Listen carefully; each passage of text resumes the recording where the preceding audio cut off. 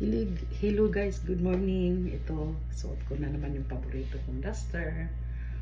Alam mo ito, talagang, aywan ko ba, paborito ko kasi light siya, tapos maganda yung kilos. Kaso lang medyo sumikip na. Kaya yun. Ngayon ang aking kakainin sa morning, nagluto na ako ng kanin. Pero yung kanin ko parang maybe sa tanghali o sa hapon na. So, ngayon, yung leftovers ko na sandwich kagabi, kukunin ko na sa refrigerator. Tara guys, open natin yung ref.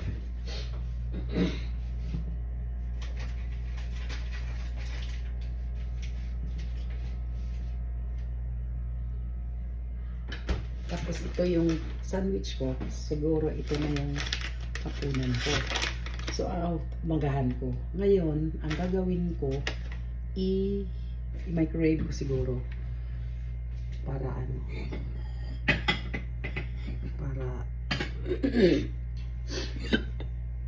medyo mainit. Mga 30 seconds lang siguro. Kasi meatball sa sandwich.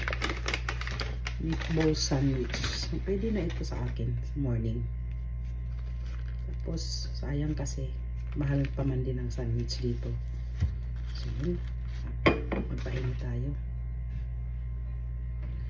Hindi muna ako mag-cereals.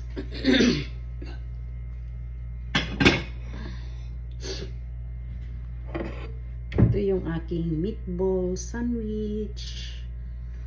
Kalahati lang ito. Napakalaki ang sandwich dito. Terrible. Tingnan mo, kalahati lang to. Kalahati na. Nabawasan ko pa ito. Half to sa footlong. Ngayon, half ito sa footlong. Kinain ko ng lunch kagabi. Ito pa rin ang natira ko. Kalahati. 1/4. So, yun lang. Painit na natin. Siguro 30 seconds lang ang aking pagpainit.